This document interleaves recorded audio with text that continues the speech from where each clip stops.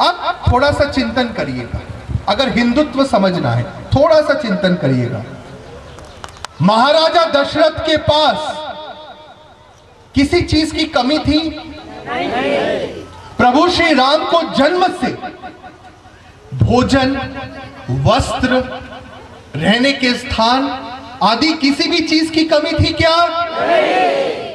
पीछे मेरे जितने शिष्य बैठे हैं सबसे उत्तर चाहिए।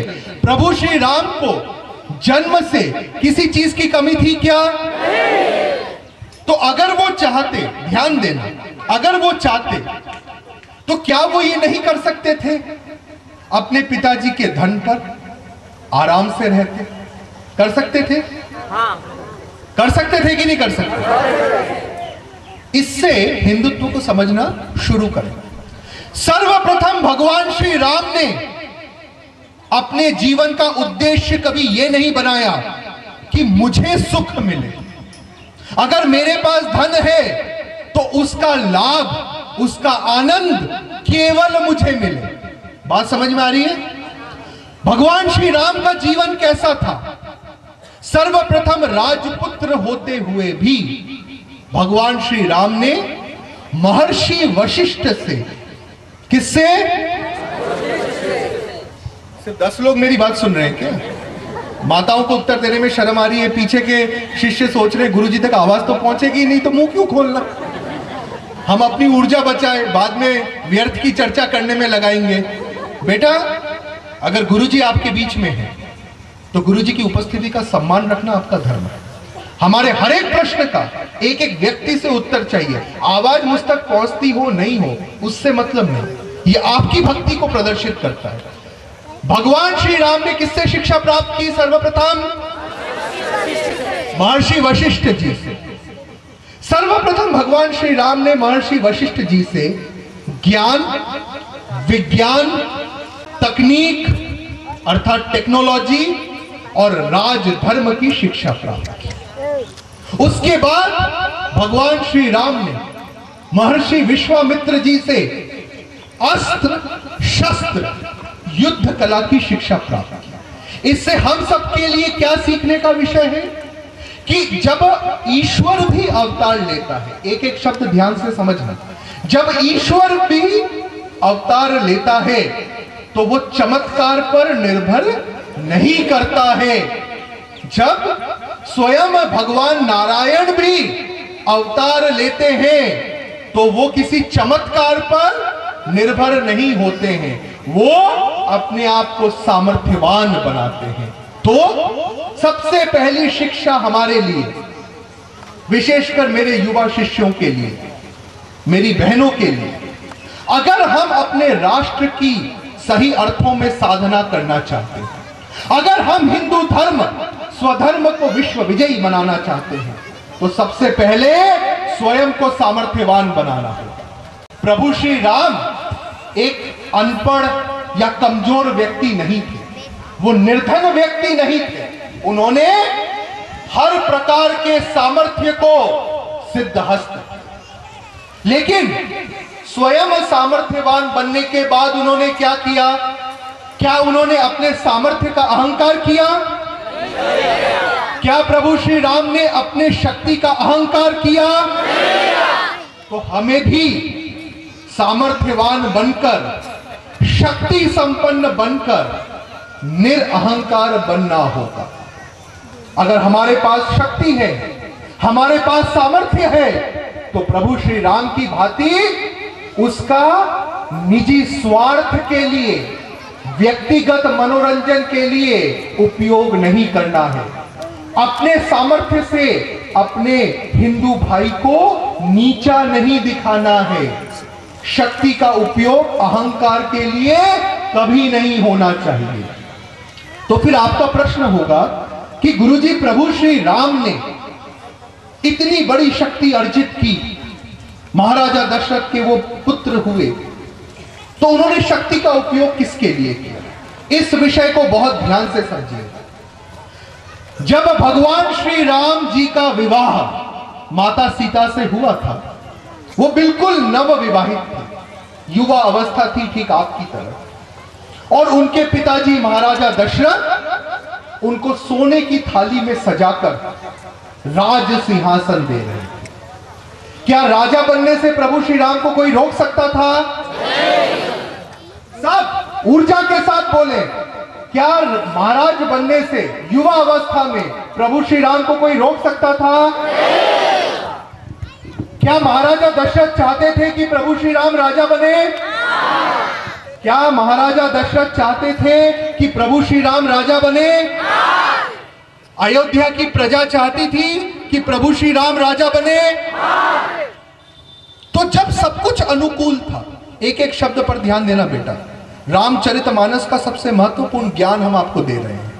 जब सब कुछ अनुकूल था, जब महाराजा दशरथ स्वयं चाहते थे कि प्रभु श्री राम राजा बन जाए, ठीक, अयोध्या की जनता चाहती थी प्रभु श्री राम राजा बन जाए, उनके तीनों भाई चाहते थे प्रभु श्री राम राजा बन जाए।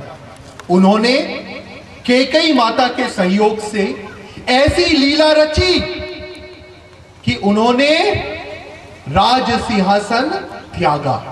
एक एक शब्द पर ध्यान देना। कई बार हम जब पूरे विश्व में प्रवचन देने जाते हैं और शिष्यों से प्रश्न करते हैं, बेटा प्रभु श्री राम के जीवन का उद्देश्य क्या था? ध्यान से सुनना। जब हम पूछते हैं प्रभु श्री राम के जीवन का उद्देश्य क्या था, सब बोलते हैं गुरुजी रावण को मारना। क्या एक व्यक्ति को मारने के लिए भगवान को अवतार लेने का कोई प्रयोजन है? सोचिए, एक एक शब्द पर ध्यान दीजिए। क्या केवल एक व्यक्ति को मारने के लिए, जिन्होंने संपूर्ण ब्रह्मांड की रचना की, उनको अवतार लेने की आवश्यकता थी क्या?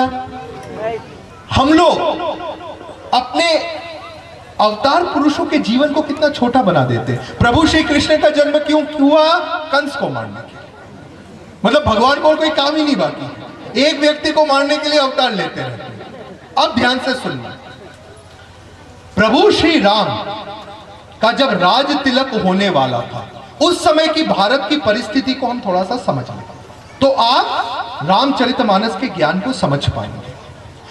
जब प्रभु श्री राम का राज तिलक होने वाला था, यद्यपि अयोध्या सुरक्षित थी, यद्यपि अयोध्या सुरक्षित थी, यद्यपि प्रभु श्री राम का व्यक्तिगत परिवार सुरक्षित था, लेकिन भारत, यह हिंदू भूमि, भारत, यह हिंदू राष्ट्र सुरक्षित नहीं था। क्यों नहीं था? पहले इसको समझें। मुझे एक प्रश्न का उत्तर दीजिए। आप में से हर एक व्यक्ति को, आप में से हर एक हिंदू राष्ट्र साधक की आत्मा से मैं ये प्रश्न कर रहा हूं, क्या भारत केवल एक भूमि का टुकड़ा है? क्या भारत केवल एक भूमि का टुकड़ा है कि कश्मीर से शुरू हुआ, कन्याकुमारी में खत्म हो गया, कच्छ गुजरात से शुरू हुआ, अरुणाचल प्रदेश में खत्म हुआ? क्या भारत बस एक भूमि का टुकड़ा है? क्या भारत केवल एक भूमि का टुकड़ा है? क्यों नहीं है? हम समझें, तभी हम प्रभु श्री राम के जीवन को समझ पाएंगे, तभी हम हिंदुत्व को समझ पाएंगे। भारत केवल एक भूमि का टुकड़ा नहीं है। महर्षि औरबिंदो ने कहा है, और यह हमारी साधना का सार है, कि भारत जीवंत देव आत्मा है, भारत साक्षात मां भगवती है, भारत साक्षात आध्यात्मिक संस्कृति है, भारत साक्षात हिंदुत्व संस्कृति है। भारत संस्कृति पहले है, धर्म पहले है, और भूमि के रूप में उसकी अभिव्यक्ति बाद में। अर्थात भारत संस्कृति है। भारत क्या है? एक एक व्यक्ति से उत्तर चाहिए। गुरुजी मुर्दों के बीच में प्रवचन नहीं कर रहे हैं। आप जीवित हो? केवल 10 लोगों ने सर हिलाया, हाँ हम जीवित हैं। तो बाकी लोग यहां शमशान भूमि में होना चाहिए। क्या आप जीवित हो? भारत क्या है? सब एक साथ बोले, भारत हिंदू संस्कृति है। भारत क्या है? इसको समझना बहुत जरूरी है। हिंदू संस्कृति है। तो प्रभु श्री राम ने क्या देखा कि यद्यपि उनका राज्य सुरक्षित था, यद्यपि उनके भाई सुरक्षित थे, यद्यपि उनका परिवार सुरक्षित था, लेकिन हिंदू संस्कृति सुरक्षित नहीं था। क्यों नहीं था? क्योंकि हिंदू संस्कृति के 3 प्रतीक हैं। ध्यान से समझिएगा, हिंदू संस्कृति के 3 प्रतीक हैं। साधना, साधना, गौ, गंगा। बात समझ में आई? उस समय भारत के दक्षिण छोर पर क्या था? भारत के दक्षिण छोर पर क्या था? क्या था? लंका थी। इतना तो पता होना चाहिए। प्रभु श्री राम कहां गए थे? उत्तर में गए थे कि दक्षिण में गए थे? दक्षिण में गए थे। रावण कहां रहता था? लंका में कि पाकिस्तान में? लंका में ही रहता था ना। चलो इतना तो पता है, नहीं तो हम डर गए थे। नहीं तो कोई बोले गुरुजी रावण तो लंदन में रहता था, तो बहुत गड़बड़ हो जाती। लंका में ही रहते थे ना। अच्छा, तो अब बात को ध्यान से समझिए। रावण क्या करता था? रावण क्या करता था? क्या रावण ने भारत पे कभी आक्रमण किया था? सीधा आक्रमण कभी नहीं किया था। लेकिन क्या किया था? हमारी हिंदू संस्कृति के जो प्रतीक हैं, यज्ञ, ऋषि संस्कृति, तपस्वी, साधक, रावण इन पर हमला करता था। ध्यान से बात को समझिएगा। रावण क्या करते थे? भारत में जहां यज्ञ हो रहा है, जहां ऋषियों के गुरुकुल हैं, जहां से हिंदुत्व संस्कृति प्रवाहित हो रही है। बेटा कृपया सब बैठ जाएं। प्रवचन के बीच में कोई नहीं उठेगा, नहीं तो प्रवचन यही समाप्त हो जाएगा। जितने लोग उठे हैं कृपया बैठ जाएं। बेटा एक बात को ध्यान दें, प्रवचन के बीच में कोई खड़ा नहीं होगा, नहीं तो वही प्रवचन समाप्त है। किसी भी कारण से कोई खड़ा नहीं है। तो रावण क्या करते थे?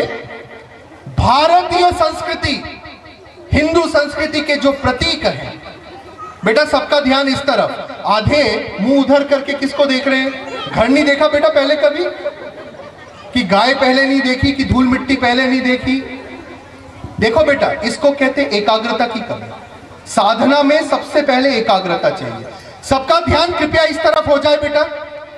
सबका ध्यान, सबके नेत्र इस तरफ हो जाए। रावण क्या करते थे? हिंदू संस्कृति के जो प्रतीक हैं, यज्ञ, ऋषि, हमारे गुरुकुल, उन पर आक्रमण करते थे। क्यों? क्योंकि रावण जानता था कि अगर संस्कृति नष्ट हो गई तो भारत का कोई अस्तित्व नहीं बचेगा। ये बात सबको समझ में आई?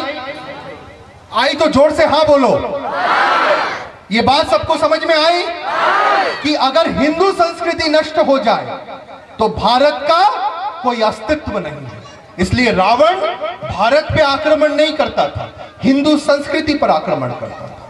तो प्रभु श्री राम ये सोच सकते थे आज के लोगों की तरह कि ठीक है, रावण के लोग आते हैं, 1-2 ऋषि को मार देते हैं, अपन उसकी निंदा कर देंगे, एक मीडिया के सामने एक भाषण दे देंगे, बहुत गलत हुआ, निंदनीय है। प्रभु श्री राम चाहते तो राष्ट्र के सामने, हिंदू संस्कृति के सामने जो खतरे थे उसकी तरफ आंख बंद कर सकते थे। क्या उन्होंने ऐसा किया? क्या प्रभु श्री राम ने कहा कि हिंदू संस्कृति नष्ट होती रहे, मैं तो नवविवाहित हूं, मुझे तो राज सिंहासन मिल रहा है, अभी इसको देख लूं, बाद में 50-60 साल के बाद देखूंगा जब थोड़ा बुढ़ा हो जाऊं? ऐसा किया उन्होंने? प्रभु श्री राम ने क्या किया? बात को ध्यान से समझिएगा। अगर आपको रामचरितमानस समझना है, अगर आपको हिंदुत्व समझना है, यद्यपि प्रभु श्री राम को युवा अवस्था में सत्ता मिल रहा था, राज सिंहासन मिल रहा था, उन्होंने उसको त्यागा हिंदू संस्कृति की रक्षा के लिए। कई लोग हमको बोलते हैं, गुरुजी प्रभु श्री राम को रावण को मारना था इसलिए उन्होंने वनवास लिया। मुझे एक बात बताइए, अगर प्रभु श्री राम वानरों की सेना के साथ, जिसको उन्होंने शून्य से खड़ा किया था, अगर वो वानरों की सेना के साथ रावण को मार सकते थे, तो क्या अयोध्या की विश्व विजयी सेना के साथ नहीं मार सकते थे? सोच के बताइए। क्या आपने कभी यह सोचा है कि राम जी को अगर रावण को सिर्फ मारना ही होता तो उनको वनवास लेने की जरूरत ही क्या थी? कोई जरूरत थी?